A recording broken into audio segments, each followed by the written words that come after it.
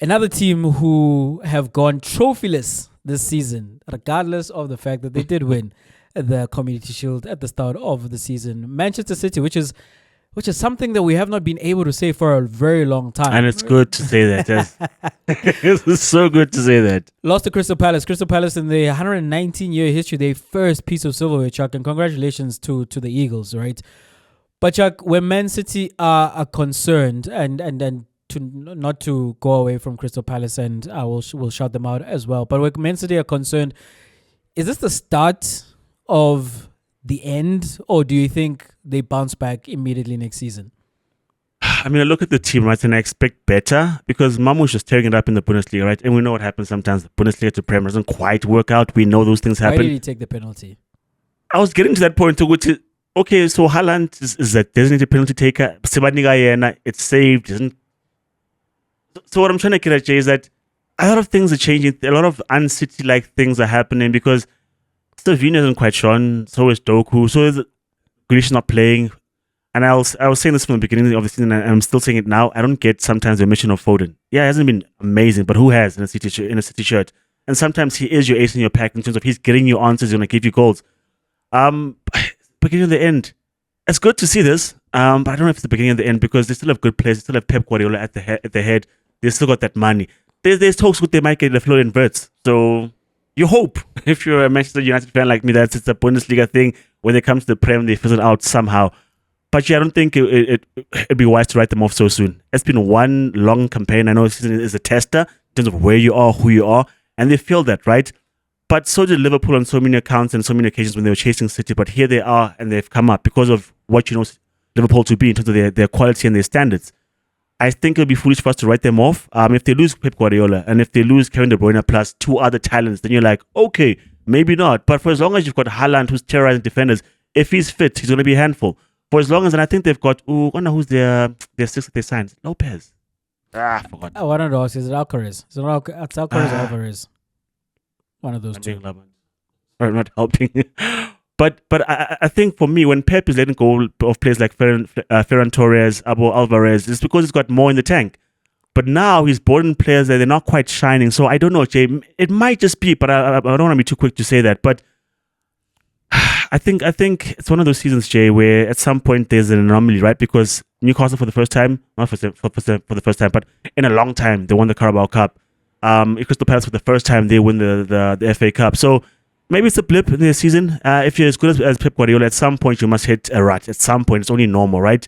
And maybe he then becomes what Jose Mourinho is. I don't know, because you can't be a great manager you can be a great team for a long time, but you can't be a great manager for a long time. At some point, something happens to you in terms of the game has moved, or you see the game differently to what's actually happening. But I hope so. That didn't happen to Sir Alex.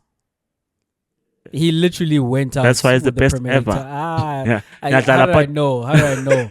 But Jay, okay, he left at the top, right? But I think had he continued 3 more seasons, does he win 3 more times with Pep having then found his feet, with the other managers also having found their groove? We don't know. Don't know. Yeah, unfortunately, we don't know, right? I think they would have caught up. Titles in 20 seasons, and where you've seen Arsenal we've seen Blackburn in the one season be a challenger. You've seen of Newcastle under Kevin Keegan. You've seen of like Arsenal and Arsene Wenger, and then like Abramovich era happened. Chelsea go back to back, and then you respond by like a treble of Premier League titles, and then you see the Aguero breaking your hearts. Like, is that gonna break the spirit of the team? Nope. You go get RVP and you win it again. So the suggestion from his career is that, yeah, like he was that. That's why he is. It's either him or it's Pep, in my opinion, who is the GOAT, right? Yeah.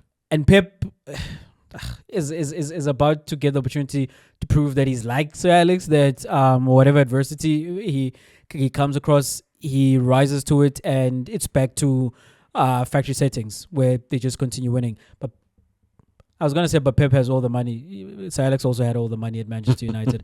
That's but true. yeah, Chuck, I think they're going to be right back next season because of the fact that they do have the greatest mind in football history, and they have deep pockets. And the suggestion from them spending 100 million in January and now looking to like buy Florian Wirtz, who you think is going to cost over 100 million himself, and then maybe Reinders as well.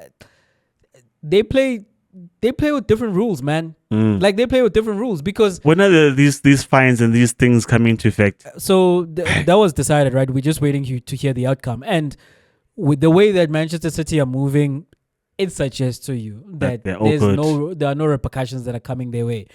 I was asked this question, continuously. The conversation is, who are Arsenal going to sign in terms of a striker, you know?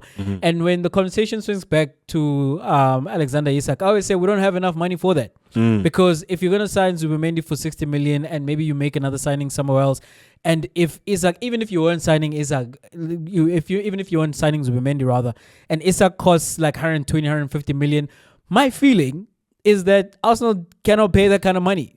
And yet, if the conversation was around City, it feels as though that they can and they would. And it's like, yes, I know that official revenue numbers say that they are bringing in more than anybody else in England, but still, right? You just spent all that money in January. And because this team, there needs to be a clear out and there needs to be a quote unquote rebuild that happens at Man City, like there's going to be a whole host of players of quality that are coming into the team.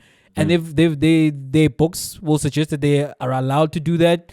And as a result, Chuck, because they are going to go sign who they want to sign, and because it's still Pep Guardiola, and I think it's still Pep Guardiola in the sense that he is Pep Guardiola, right? The GOAT manager. I think this is an anomaly. And next season, they're right back to the standards that we know them to have showcased before.